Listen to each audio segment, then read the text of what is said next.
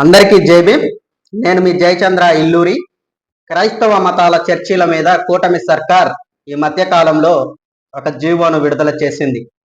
దాని మీద ప్రజాశక్తి మొదటి పేజీలో ఒక కథనం ప్రచురించారు. చర్చీలపై సర్కార్ కన్ను, రాష్ట్ర వ్యాప్తంగా అనుమతుల పరిశీలన, లేని వాటిపై చర్యలు, డిపిఓలకు పంచాయతీరాజ్ శాఖ ఆదేశాలు. ఒక వ్యక్తి ఇచ్చిన ఫిర్యాదు ఆధారంగా ఒక మతాన్ని రాష్ట్ర ప్రభుత్వమే టార్గెట్ చేయడం గతంలో ఎప్పుడైనా చూశామా? బీజేపీ భాగస్వామిగా ఉన్న టీడీపీ కూటమి ప్రభుత్వంలో ప్రస్తుతం అదే జరుగుతుంది.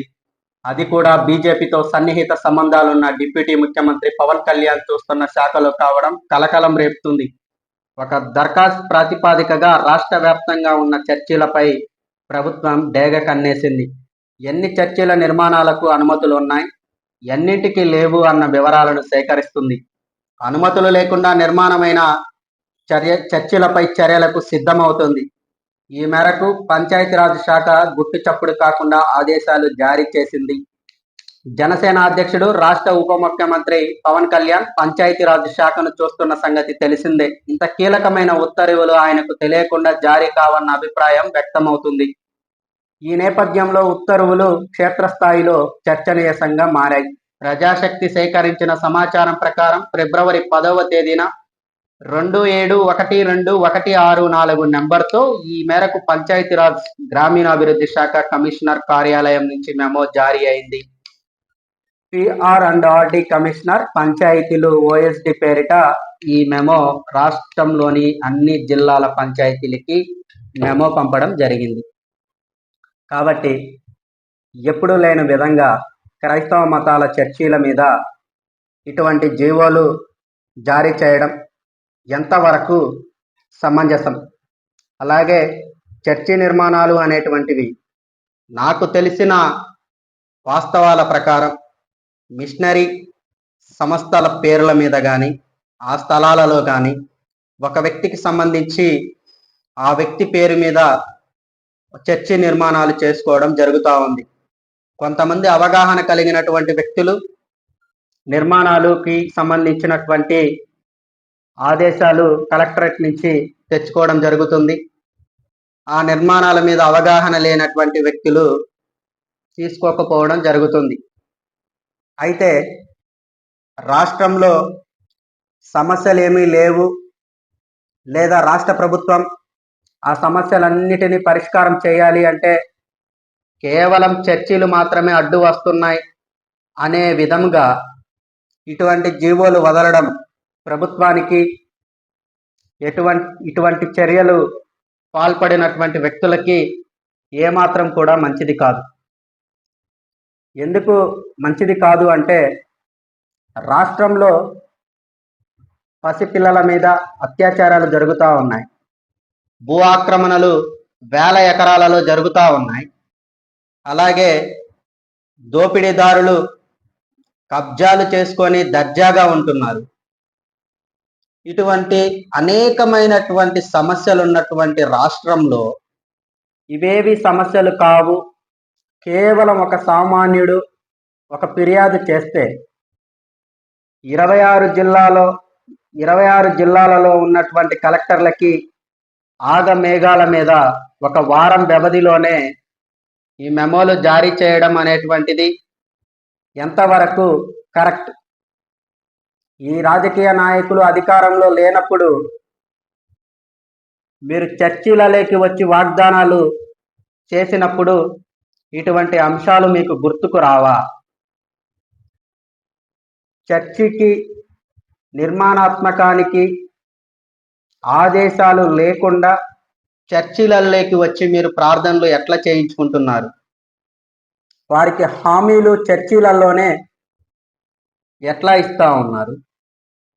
డిసెంబర్ 23, 2024 విజయవాడలో జరిగినటువంటి సెమీ క్రిస్మస్ వేడుకలలో ప్రస్తుతం ఉన్నటువంటి ముఖ్యమంత్రి వర్యులు కూడా ఆ స్టేజి వేదికగా మాట్లాడుతూ రాష్ట్ర స్థాయిలో చర్చిల నిర్మాణాలకు కృషి చేస్తాం, ఆ ఏర్పాటుకు సహకరిస్తామని నమ్మపలికి ఇప్పుడు గుట్టు చప్పుడు కాకుండా ఆదేశాలు జారీ చేశారు అంటే క్రైస్తవుల మీద మీకున్నటువంటి చిత్తశుద్ధి ఎంతవరకు సమంజసం? అలాగే ఈరోజు మీరు రాష్ట్రాన్ని అభివృద్ధి ధ్యేయంలో నడిపించాలి అంటే కేవలం మీకు క్రైస్తవుల చర్చిలు మాత్రమే అడ్డు వస్తున్నాయా? ఎక్కడో మారుమూల ప్రాంతంలో చర్చిలలో శాంతియుతంగా ప్రార్థనలు చేసుకునే చర్చిల మీద ఎందుకు మీకంత ద్వేషం? మీరు పోలవరం కడుతుంటే ఈ చర్చిలు అడ్డు వచ్చాయా? నిరుద్యోగులకి ఉద్యోగ అవకాశాలు ఉపాధి అందిస్తుంటే ఈ చర్చిలు అడ్డొచ్చాయా? లేదు మార్కాపుర్ని జిల్లా చేయడానికి ఈ చర్చిలు మీకు అడ్డొచ్చాయా? లేకపోతే వెలుగొండ ప్రాజెక్టు పూర్తి చేయడానికి ఈ చర్చిలు మీకు అడ్డొచ్చాయా? లేకపోతే ఈ యొక్క మహిళలకు చేయూత, రైతులకు భరోసా వంటి వాటిని అమలుపరచడానికి ఈ చర్చిలు మీకు అడ్డు వచ్చాయా? అనేకమైనటువంటి సమస్యలు రాష్ట్రంలో కుప్పలు తెప్పలుగా ఉంటే అవేవి మీకు పట్టవన్నట్లు కేవలం చర్చిల మీదనే మీకు ఎందుకు అంత ద్వేషం? ఈరోజు రాష్ట్రంలో కొన్ని లక్షల ఎకరాలలో భూ ఆక్రమణలు జరుగుతూ ఉన్నాయి. బాధితులు నిత్యం ఆఫీసుల చుట్టూ కాళ్ళు అరిగేలాగా తిరుగుతూ ఉన్నారు.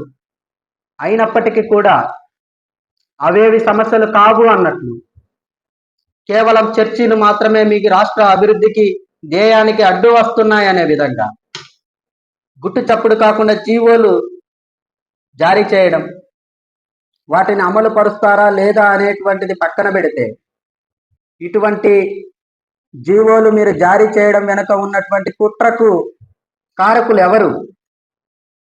ఎవరికి మీరు కొమ్ము కాస్తా ఉన్నారు? రాష్ట్ర ప్రజలందరూ కూడా అన్ని గమనిస్తూనే ఉన్నారు. కేవలం కుల మతాల మధ్య చిచ్చు పెట్టి మత విద్వేషాలు రెచ్చగొట్టి రాజకీయ నాయకులుగా ఎక్కువ కాలం మనుగడ సాగించుకోవాలనుకోవడం ఎంతవరకు కరెక్ట్? కాబట్టి దయచేసి క్రైస్తవుల మీద ఉన్నటువంటి విద్వేషాన్ని తొలగించుకోండి. అది మీ రాజకీయ భవిష్యత్తుకు కానీ మీకు కానీ మంచిది కాదు.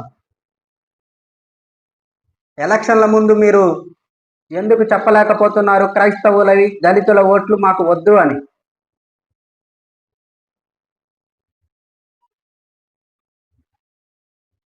ఇటువంటి అనేకమైనటువంటి అంశాల గురించి ప్రతి ఒక్క సామాజిక అవగాహన కలిగినటువంటి ప్రతి పౌరుడు కూడా మాట్లాడగలిగినప్పుడు, ప్రశ్నించగలిగినప్పుడు మాత్రమే ఈ సమాజంలో క్రైస్తవుల మనుగడ అనేటువంటిది సాధ్యమవుతుంది. లేదు అంటే రాను రాను క్రైస్తవుల దళితుల జీవితాలు అంధకారంలోకి వెళ్ళేటువంటి పరిస్థితులు లేకపోలేదు. ఈరోజు చిన్న చిన్న పిల్లల మీద అనేకమైనటువంటి అత్యాచారాలు జరుగుతున్నప్పటికీ కూడా నిమ్మకు నీరెత్తినట్లు వ్యవహరిస్తున్నటువంటి అధికారులకి ఇవేవి కనపడలేదా? లేకపోతే నిరుద్యోగులుగా ఉండలేక పెద్ద పెద్ద చదువులు చదువుకొని వారికి ఉన్నత అవకాశాలు రాక ఉన్న ఊరిలో ఉండలేక ఆత్మహత్యలకు పాల్పడుతున్నటువంటి దళిత పేద బడుగు బలహీన వర్గాలకు చెందినటువంటి విద్యార్థులు వీరికి కనపడలేదా? కేవలం చర్చిలకే ఎందుకు అంత ప్రాధాన్యం ఇస్తా ఉన్నారు? ఎవరి కొమ్ము కాయడానికి, ఎవరిని మెప్పించడానికి ఇటువంటి చర్యలకు మీరు పూనుకుంటా ఉన్నారు. కాబట్టి ప్రతి ఒక్క క్రైస్తవ సహోదరుడు, దళిత సహోదరులు అందరూ కూడా ఈ విషయము జటిలమైనదిగా తీసుకొని దీనికోసం మీరు మాట్లాడలేకపోతే ఖచ్చితంగా ఈ సమస్య అనేటువంటిది జటిలమవుతుంది. రాను రాను మీ జీవితాలు